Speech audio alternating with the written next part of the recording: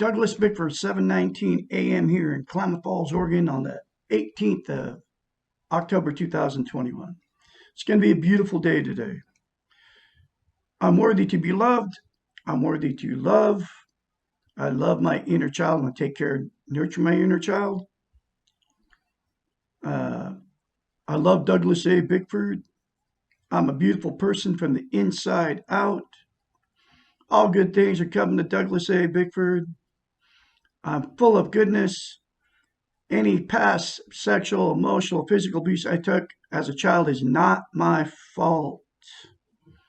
I accept and take the responsibility for all the emotional, physical, and sexual pain I've caused my whole life, all the way up to this point in my life. That's how you start your day off, folks.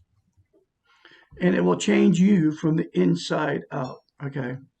Say those things to yourself in the mirror every day when you wake up. As soon as you get in front of the mirror, it'll cure you of toxic relationships. It'll cure you of alcohol, drug, sex, religion, people,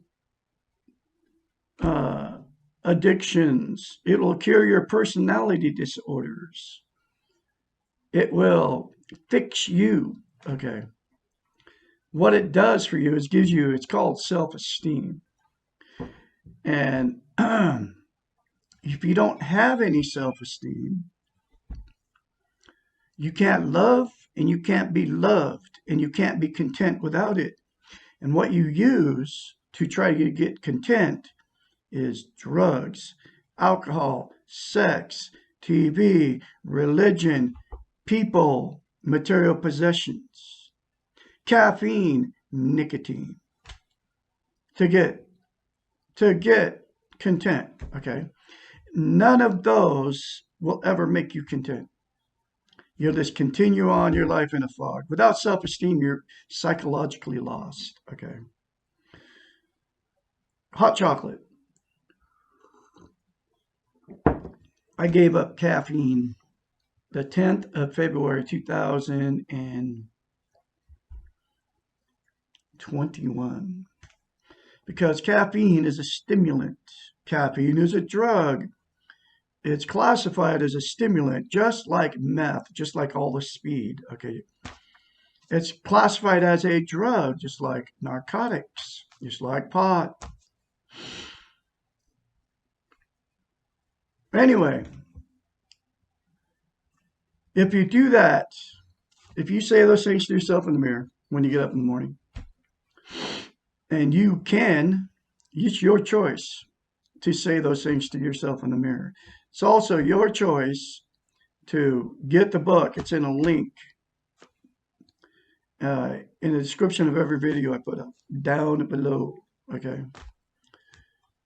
Between $5 and $15, and all the concepts I get are coming out of this book, written by a doctor of psychology. Her name's Susanna McMahon. And she's a psychiatrist. She wrote this book in the 80s. This book will cure you, unless you're mentally ill and you need medication, of all what I just said. I kid you not. It'll work, folks. And you can make the choice to do those things to yourself in the mirror, and you can make the choice to get this book and read it. I believe she was inspired by God to write this book. But anyway, get the book in the link. Say those things to yourself in the mirror. And when you do say those things to yourself in the mirror, the very first time you do it, you'll have to force yourself to do it, because you cannot lie to yourself in the mirror.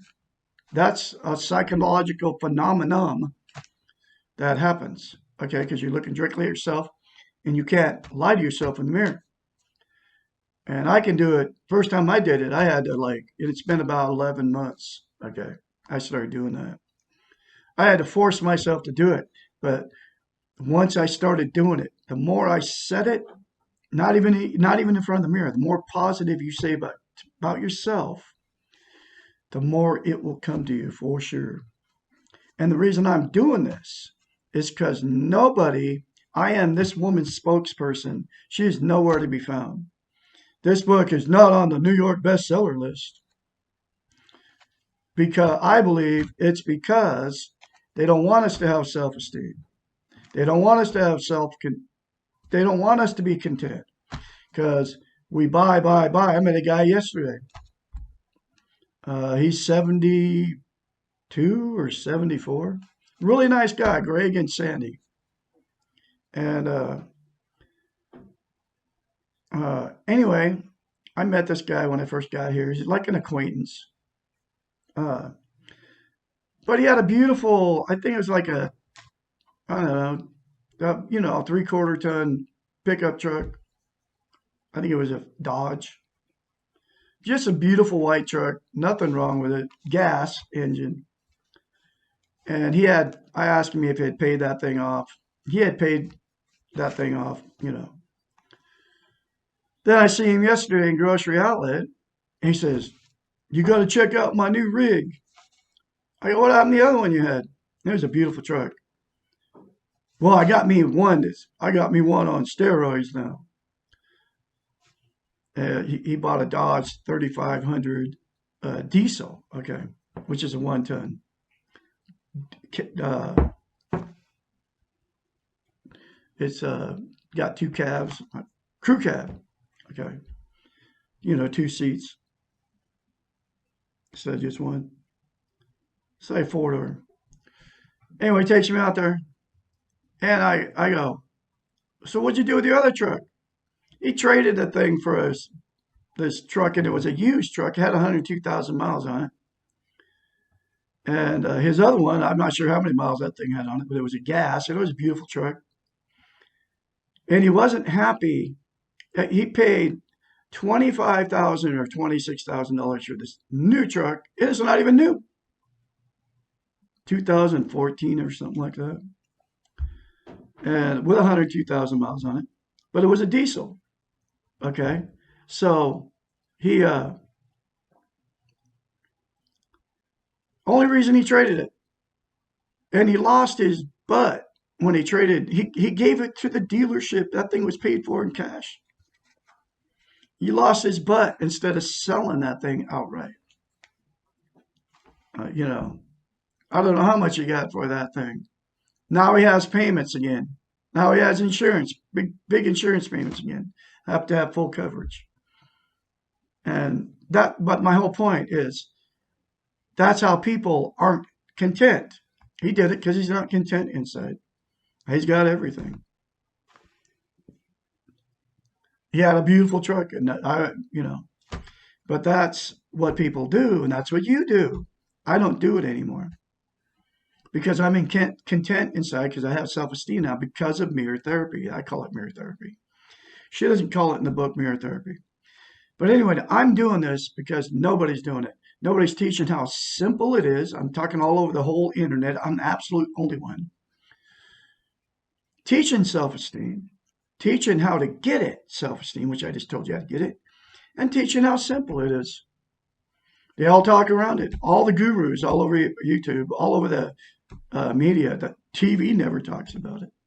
They don't want you to have self-esteem. They want you to tell you what you are and make you feel bad about yourself because you're always like Rachel Maddow, Tucker Carlson, Sean Hannity, Rush Limbaugh,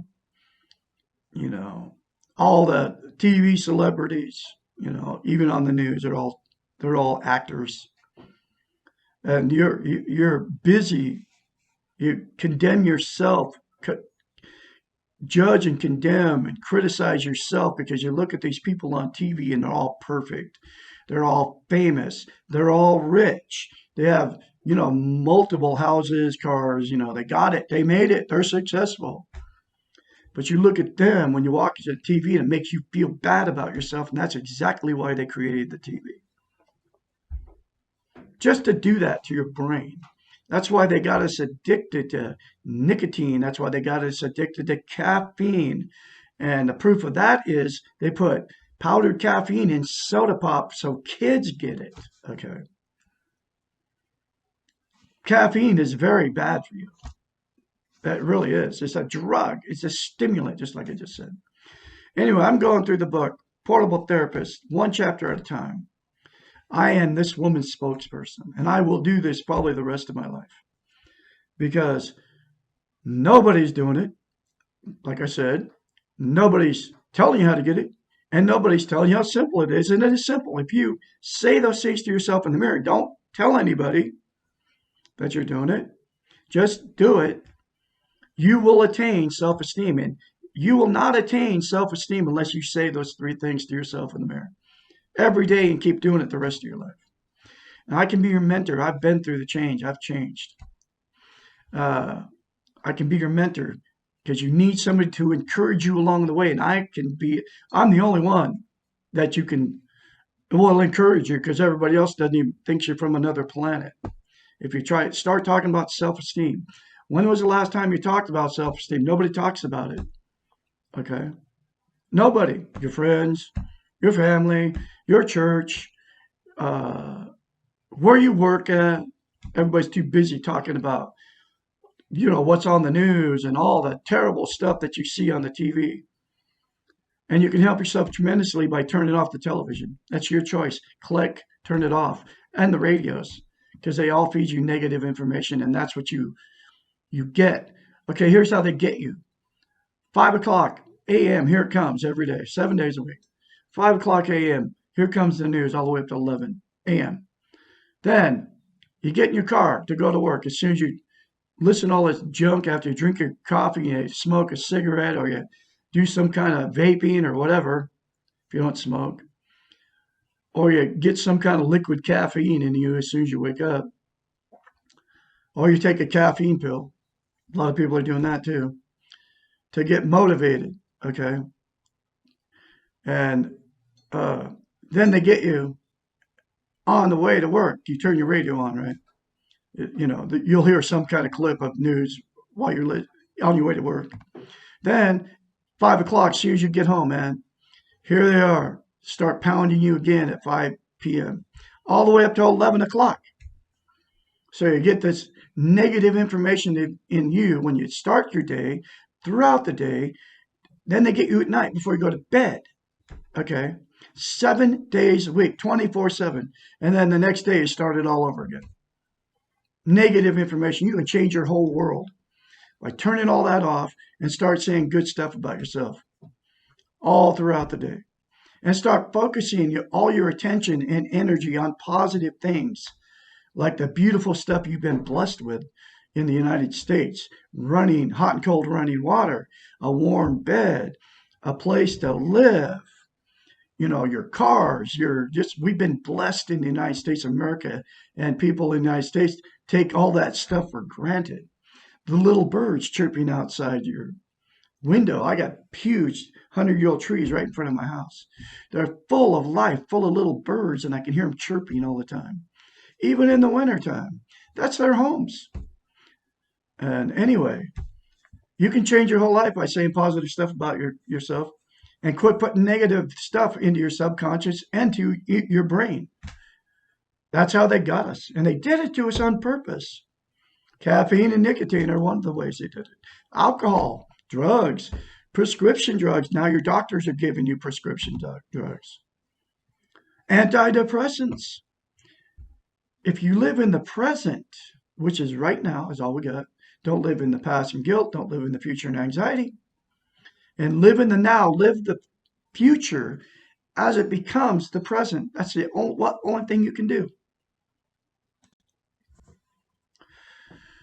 That's the only thing you can do, because you can't control the future. You can't do anything about the future. It hasn't got here yet. But what you can do is live it when it becomes the present. That's what I do, a second at a time. I don't know what's going to happen in the future, And the past, you can't do nothing about the past. People live in guilt in the past. And I should have done this. Well, you can't fix any of it. What we can do is, like right now, make the choice to live in this moment and make the best out of this moment. That's all you got. And the problem with all the conspiracy stuff and all the religions, They're all telling us to live in the future, what hasn't happened yet. And there's no control over whether you die or not. You're going to die. That's a reality of life, okay? You don't know if there's a heaven or hell, but they're telling you there's a heaven or there's a hell.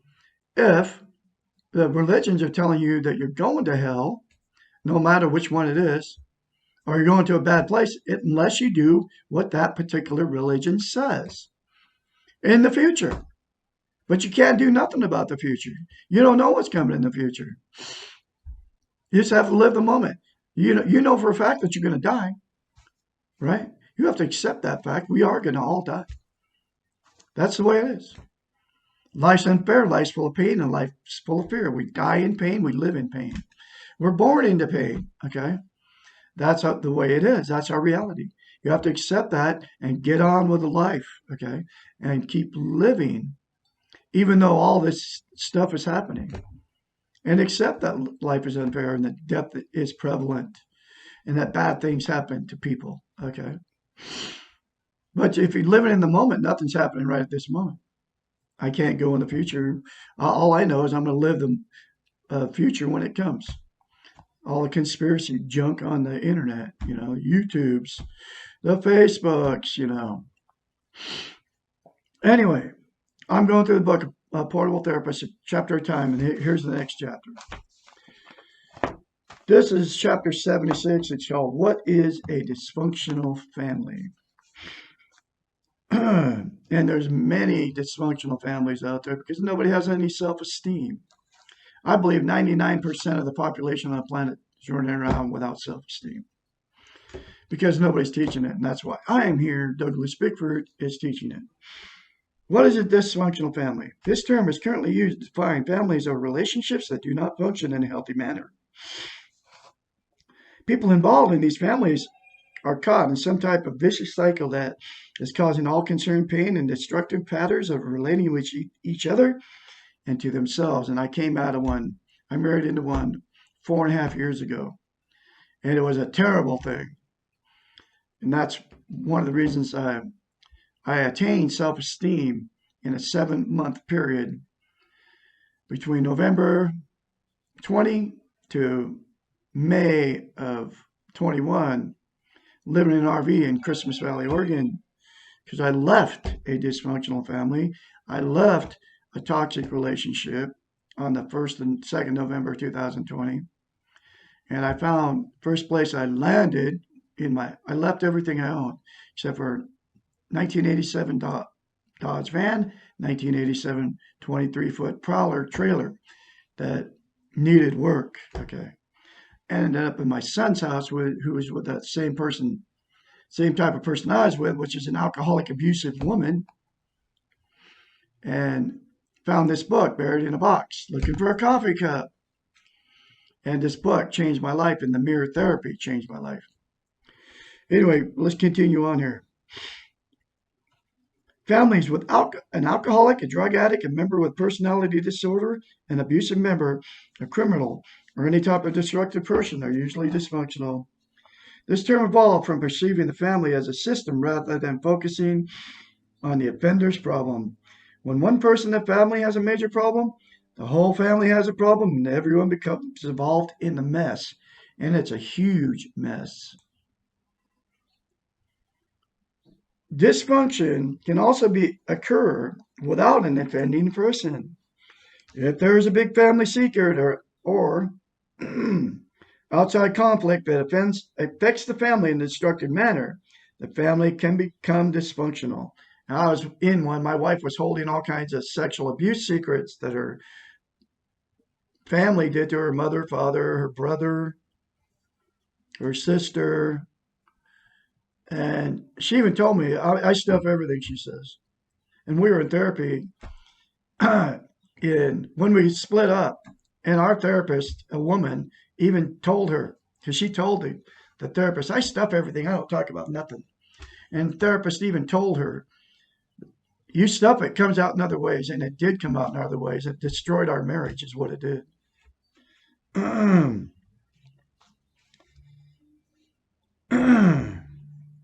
Everyone in the family becomes a victim in some way of the problem. Unfortunately, too many families today seem to be dysfunctional.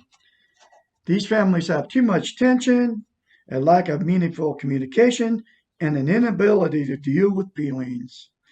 Uh, a lack of support for each other, unnecessary destructive criticism, a discouraging atmosphere, and the inability for each member to develop and grow in a positive way. That's exactly, and there's billions of you in the same situation right now. And you won't leave it because it's familiar. And she'll talk about that. The home feels more like a war zone than a safe, secure place. A sure sign that we live in a dysfunctional family is when we hate or are afraid to go home. Frequently find splitting among the family members, tenuous alliances, and many secrets, and a great deal of backstabbing. This woman I married after 3 weeks on I met her on Craigslist because I had no self-esteem. I put an ad on Craigslist because I had no self-esteem. I married her after 3 weeks because I had no self-esteem. I married her after she told me on the first date that she had a threesome with her ex-husband in the house that I traded for my house in Spokane, Washington. I still married her after 3 weeks because I had no self-esteem. I married her after the first conversation I had with her on the phone was she was telling me all the terrible stuff that her terrible family did to her, including mother, father, cousins, brothers, sisters, uncles, aunts, all this terrible stuff that they did to her. I still married her because I had no self esteem. Before I ever met her, she told me all that stuff. And that's what it talks about. Many secrets and a great deal of backstabbing. If I'd had self esteem, I would have never made it past the first. I would have never called her back after talking to her for an hour on the phone back in 2017. Each member of the family learns unhealthy defenses in order to survive. And the children of these families take this faulty training with them into their relationships. Our relationship got destroyed because of all her secrets, all her backstabbing of her family, all of it. I mean, her her drug addicted, racist, drug addicted, alcoholic, chain smoking brother always lived on my property, with the exception of 5 months. She could not get away from this guy, and we fought and argued that he even lived on my property. But no, I couldn't say no to her. I was that type of guy. I couldn't say no to her for 3.5 years until she threatened to kill. She killed two of my cats until she threatened to kill a cat, my third cat, on the 2nd of November 2020, and I hit the road. That's why I left everything I owned, because she threatened to kill another one. She had already killed two. Because what people do with no self-esteem in these dysfunctional families, they'll harm you, your children, or your animals. This woman killed two of my cats. She was going to kill a third. She couldn't harm me. I was bigger than her. But she could get my cats, and I let her do it because I had no self-esteem. And I have to live with this pain, and I'm still grieving. That was 2.5 years ago. And a year ago, Sally and Bear. She shot one of them, Bear, in the head with a gun, 22, because I couldn't afford a vet bill. But I couldn't say no to her, and I let her talk me out of coming up with the money. I could have came up with the money, but she talked me out of it. And she could do that kind of stuff. That's how no self-esteem she has. She's become evil. And this book talks about all how people become evil because they have no self-esteem.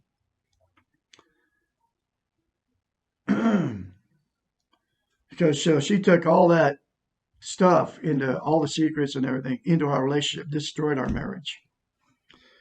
And she was never going to change because she moved her mother in.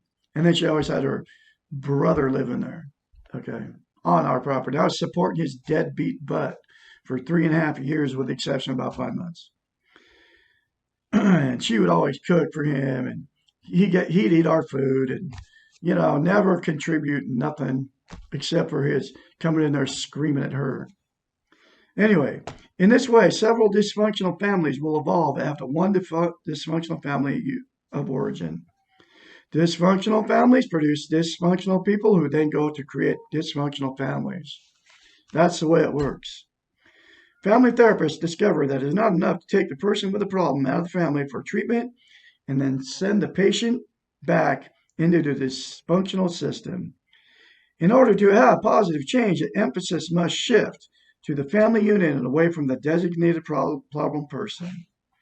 At times, even concerned parties outside the immediate family, close friends, and other relatives, helpers have become involved with the problem, must also be involved in the treatment intervention in order for change to occur. Frequently, a crisis is needed in the family in order to get everyone involved in treatment. Her father died in 18, a year after I got into that mess. Didn't change them one iota. Of the whole family, none of them grieved. None of them shed any tears at both funerals. Nothing. In fact, I got attacked by her daughter at one of the funerals at the Mormon church. Her and her husband, because her daughter hated my guts. I never even met this woman, and she hated me. I mean, threatened to get beat up by these people. I literally, man, that's what you get yourself into with no self-esteem. The paradox of crisis is that it can often be the most positive event for a dysfunctional family if the crisis precipitates the change process. Most dysfunctional families do not change. Because to remain dysfunctional is easier and more familiar than to risk the unknown. I will never be in a toxic relationship again, even with my own family. Never happened to me again. I removed myself, as soon as I got self-esteem, I removed myself from even my own two kids. You know, that's what you have to do, and that's part of the pain of change, okay? The familiarity of the problem and the family's responses to it create a crazy kind of security for the family members. Better the devil you know than the one you don't know. It seems easier to remain static and stuck than to learn and develop new patterns. This is a terrible illusion because dysfunctional relationships require much more energy to maintain than healthy ones. And the effort involved in this maintenance does not produce positive rewards for anyone involved. If the family refuses to change its destructive system, then the family member who wants to change must choose to do so on his or her own, regardless of the family's reaction. This can be a very difficult choice, sometimes leading to the separation from the sick system. However, we are responsible for ourselves first! Exclamation point. That's exactly what I've done. Ex-wives, ex-in-laws, my own children, my grandchildren, all my brothers, all my sisters. I remove myself from everybody, and I'm teaching self-esteem on YouTube, how to get it now. Because nobody's teaching it. And once you attain self-esteem, you will not be around toxic people. You won't be around people drinking. You won't be around people abusing alcohol or abusing drugs, even pot. You know, everybody in Oregon smokes pot. Wherever it's legally, everybody smokes it. And vaping. Now the kids are all addicted to vaping. Cigarettes, even caffeine now. I won't be around people that are addicted to all that stuff. Because they're like, it changes their personality. Even caffeine does.